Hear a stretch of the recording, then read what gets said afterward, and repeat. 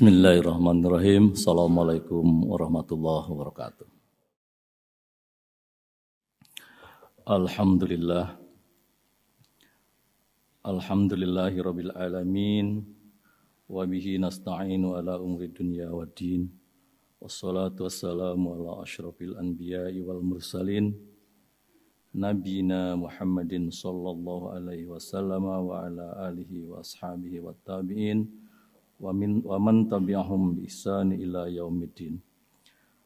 Asyhadu an la ilaha illallah wahdahu la syarikalah al-malikul haqqul mubin wa asyhadu anna sayyidana Muhammadan abduhu wa rasuluh shadiqul wa'dil amin.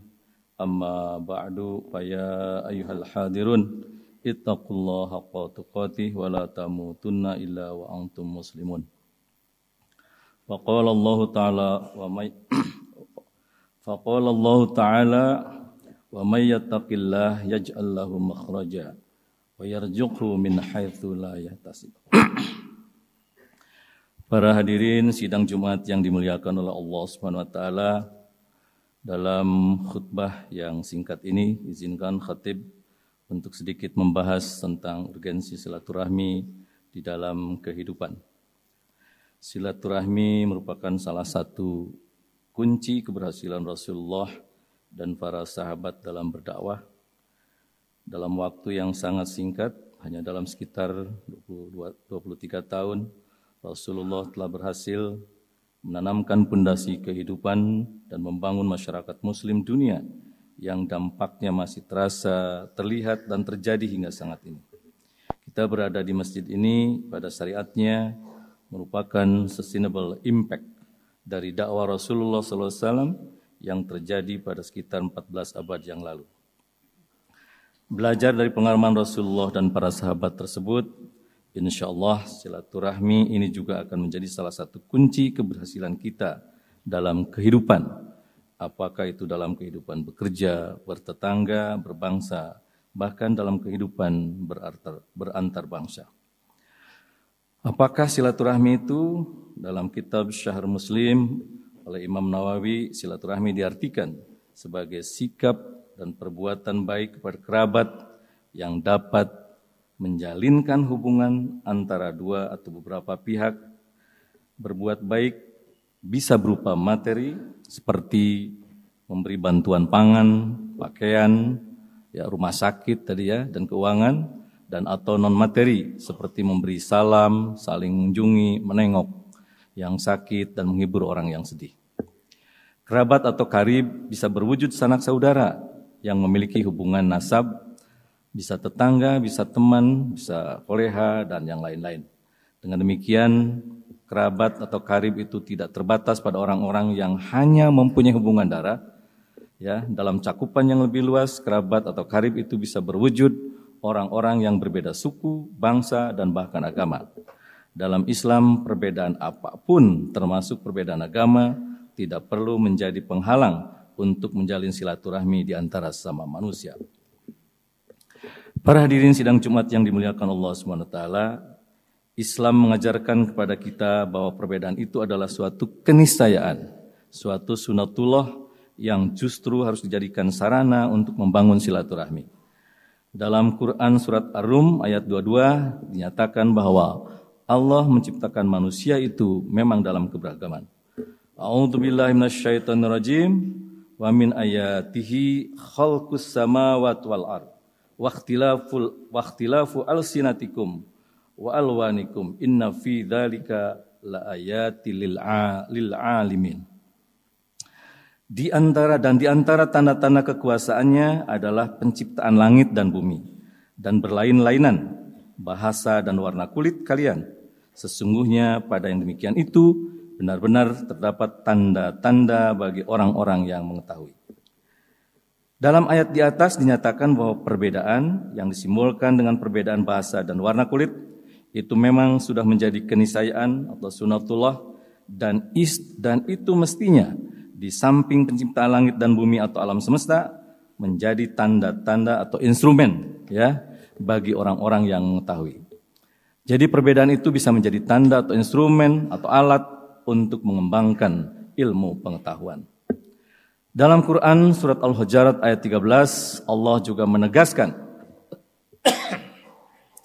bahwa manusia dijadikan dalam perbedaan, dalam kondisi bersuku-suku dan berbangsa-bangsa. Dan semua itu dijadikan sebagai kondisi untuk saling mengenal atau lebih luasnya untuk menjalin silaturahmi. A'udzubillahi minasyaitonirrajim. Ya ayuhan nas, inna khalaqnakum min dzakari wa untha wa ja'alnakum syu'uban wa qabail lita'arafu inna akramakum indallahi atqakum. Wahai manusia, sesungguhnya kami telah menciptakan kamu dari seorang laki-laki dan perempuan. Kemudian kami menjadikan kamu berbangsa-bangsa dan bersuku-suku agar kamu saling mengenal. Sesungguhnya yang paling mulia di antara kamu di sisi Allah adalah orang yang paling bertakwa. Dalam potongan ayat di atas kurang-kurangnya ada 3 hal penting yang perlu kita catat. Pertama, perbedaan manusia itu adalah keniscayaan atau sunnatullah. Kedua, adanya perbedaan itu dimaksudkan untuk saling mengenal, membangun silaturahmi. Dan ketiga, takwa itu adalah indikator utama dari kualitas kemuliaan manusia di sisi Allah. Jadi manusia termulia, terbaik di sisi Allah bisa terjadi pada suku bangsa dan bangsa manapun sepanjang yang bersangkutan paling bertakwa kepada Allah Subhanahu wa taala. Dan takwa itu pula yang menjadikan tuntunan bagi kita untuk bisa hidup dengan berkualitas dan selamat di dunia dan di akhirat nanti. Para hadirin sidang Jumat yang dimuliakan Allah Subhanahu wa taala, mengingat perbedaan merupakan keniscayaan atau sunnatullah, maka tidak ada alasan bagi kita untuk memutus tali silaturahmi, apalagi untuk saling membenci, memaki, dan memerangi satu sama lain. Justru perbedaan itu perlu dijadikan instrumen untuk saling mengenal, saling belajar, saling membantu, dan saling melengkapi, hingga kehidupan dan pengetahuan kita menjadi kaya dan memberikan keberkahan. Mengingat betapa pentingnya silaturahmi ini untuk kehidupan manusia, dalam hadis riwayat Bukhari dan Muslim, Rasulullah SAW pernah mengultimatum bahwa orang yang memutus silaturahmi tidak akan masuk surga. La yadkhulul jannah qati'. Tidak akan masuk surga orang yang memutus silaturahmi. Konsekuensi negatif dari perbuatan memutus silaturahmi bukan hanya berdampak pada pelakunya, melainkan bisa juga kepada orang-orang yang sekitarnya atau yang ada di sekitarnya. Hal ini berdasarkan hadis riwayat Imam Bukhari dalam kitab Al-Adab Al-Mufrad. Inna rahmata la tanzilu ala qaumi fihim qati'ur rahim. Sesungguhnya rahmat Allah tidak akan turun kepada satu kaum yang di dalamnya terdapat pelaku yang memutus silaturahmi. Barakallahu li wa lakum fil Qur'anil azim wa nafa'ani wa iyyakum bima fihi minal ayati wa dzikril hakim. Aqulu qauli hadza fastaghfirullahal azim innahu huwal ghafurur rahim.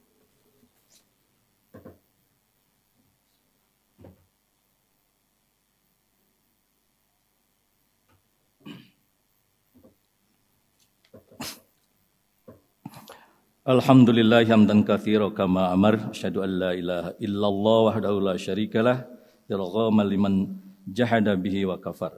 Wa asyhadu anna Muhammadan abduhu wa rasuluh, sayyidul khalaiq wal bashar. Allahumma shalli wa sallim ala sayyidina Muhammadin wa ala alihi wa sahbihi wa sallam wa sallim wa sallamu taslima katsiran. Amma ba'du fa ya ibadallah ittaqullaha haqqa tuqatih wa la tamutunna illa wa antum muslimun. Innallaha amarakum bi amri bada fihi bi nafsihi wa thanna bi malaikatihil musabbihati bi qudsihi wa ayyuhal mu'minun min jinni wa insi faqala qaulan karima. Innallaha malaikatahu yusalluna ala nabi ya ayyuhalladzina amanu sallu alaihi wa sallimu taslima. Allahumma salli ala sayyidina Muhammad wa ala alihi wa sahbihi ajmain. Allahumma ighfir lil mu'minina wal mu'minat wal muslimina wal muslimat al ahya'i minhum wal amwat. Allahumma aslihna wa aslih ahwalana wa aslih man fi salahihim salahuna wa salahul muslimin wa ahlik man fi halakihim salahuna wa salahul muslimin. Allahumma wahid sufufal muslimin warzuqna wa iyahum ziyadatat taqwa wal iman Allahumma adfa' annal bala wal bawa waz zalazila wal mihan wasu'al fitan wal mihana ma zahara minha wa ma batan an baladina Indonesia khassah wa sairil buldanil muslimin ammata ya rabbal alamin. Allahumma arinal haqqa haqqan warzuqna tiba'ah wa arinal batila batilan warzuqna ijtinabah. Rabbana atina fid dunya hasanah wa fil akhirati hasanah wa qina adzabannar walhamdulillahi rabbil alamin. Ibadallah, innallaha ya'muru bil adli wal ihsan wa ita'i dzil qurba wa yanha 'anil fahsya'i wal munkar wal baghi ya'idukum la'allakum tadhakkarun wadhkurullahal azim yadhkurkum washkuru ala ni'matihi yazidkum wa la dzikrullahi akbar.